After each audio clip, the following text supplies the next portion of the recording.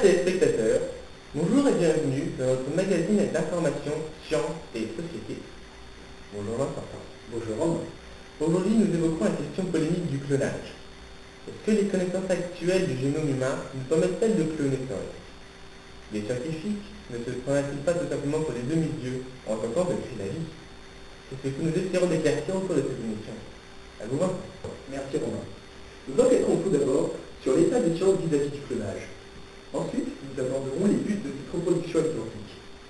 Et enfin, nous évoquerons les probables conséquences de ce procédé. Au cours de cette dernière décennie, la course au clonage humain s'est fortement accélérée et touche visiblement à sa fin.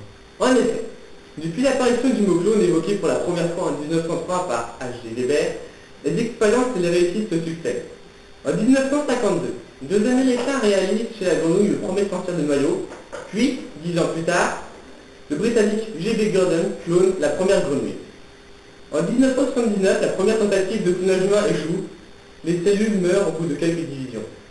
En 1996, après plusieurs tentatives ratées, nous vîmes la naissance de la première brebis clonée, Dolly, suivie, un an plus tard, de la première brebis clonée et transgénique, Polly. En 2002, la secte des Raéliens annonce la naissance du premier bébé cloné humain. Naissance dont on attend toujours les preuves. Mais que cherchent donc les scientifiques à travers ces différentes expériences et réalisations? Vincent. Les buts du clonage sont tout aussi nombreux que diversifiés. Ne serait-ce qu'écologiquement, le clonage d'animaux permet une reproduction rapide et contrôlée, évitant ainsi l'extinction de certaines espèces. Scientifiquement, les animaux identiques sur le plan des maladies génétiques permettraient des expériences sur ces mêmes maladies. Mais c'est surtout dans des buts thérapeutiques que le clonage donne le plus d'espoir. Les farming, ou la création d'animaux transgéniques, comme Polly, la brebis clonée génétiquement, qui sécrétait des protéines humaines aux propriétés thérapeutiques. Les cellules souches embryonnaires clonées peuvent être transformées en tissus organiques, permettant le remplacement d'organes. Pour ce qui est des mégalomanes, voulant créer des êtres à leur image, il faut savoir qu'un clone sera toujours moins identique que de jumeaux. Cela est dû au fait que les protéines sécrétées par la mère porteuse influent sur le développement de l'embryon. L'éducation et le contexte environnemental ont aussi leur importance. Mais tous ces procédés sont encore théoriques et pourraient avoir des résultats inattendus. Mais, malgré le potentiel catastrophe, faut-il continuer à progresser dans cette voie? Sur cette question, les opinions divergent. Sur place, notre envoyé spécial, Jérôme Marie. Allô Jérôme? Bonjour Vincent, bonjour Romain. Alors nous sommes ici en direct en compagnie du docteur Thirian à son domicile. Bonjour docteur. Bonjour Jérôme. Alors nous aimerions savoir votre point de vue vis-à-vis du clonage. Un point de vue partagé. D'un côté, je suis contre le clonage. Pour moi, c'est un fantasme narcissique de toute puissance que l'homme exerce sur les lois de la nature, avec beaucoup de dangers, beaucoup de dérives possibles.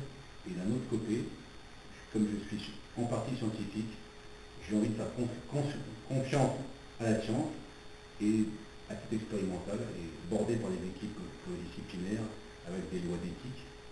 Je suis pour faire l'expérience et pour continuer les recherches sur le clonage, ne pas les interdire. Les questions que je me pose, c'est deux individus clonés sont-ils vraiment identiques? Où est la conscience? Les fonctions de l'intelligence supérieure sont-ils identiques? C'est possible qu'au cours des recherches, l'homme soit amené à se poser des questions profondes sur son origine, sur son devenir, sur sa responsabilité au sein de la création. Je rappelle que l'homme est l'animal le plus évolué sur la planète Terre et qui en est donc en partie responsable. Maître docteur Thirian, à vous le studio. Merci Jérôme. Voilà une interview très intéressante qui va nous permettre d'amener la question suivante.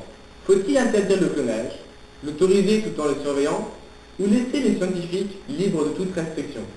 Là-dessus, les pays d'Europe ne sont pas tous d'accord. La Finlande, le Danemark, le Benelux, le Portugal et principalement l'Angleterre sont favorables au clonage. D'ailleurs, la Grande-Bretagne autorise tout clonage à but thérapeutique. D'autres pays, en revanche, tels la France, les États-Unis et principalement l'Allemagne, sont contre. En janvier 1998, la Convention européenne des droits de l'homme a introduit un traité visant à interdire toute forme de clonage reproductif. Ce traité, signé par 29 pays membres de l'UE, n'a malheureusement été ratifié que par 5 d'entre eux. Avons-nous raison d'interdire le clonage? À celle-là, seules les années à venir pourront y répondre. En plus des opinions divergentes en politique, les problèmes purement moraux du clonage reproductif freinent la science. Aujourd'hui, les difficultés sur le clonage embryonnaire sont telles que moins d'individus sur 100 voient le jour, et en général, en mauvaise santé. Le clonage humain nécessite donc de grandes quantités d'ovocytes.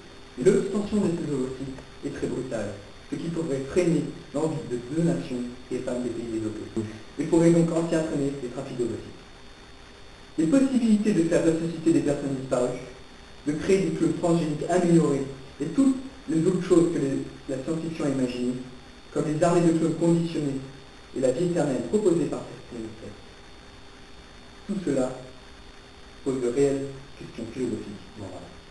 Néanmoins, pour l'heure, si la science avance rapidement, elle semble encore très loin du monde imaginé par Aldous Huxley dans Le meilleur des mondes. Voilà, c'était la fin de cette émission. Merci de nous avoir suivis et à bientôt. Au revoir.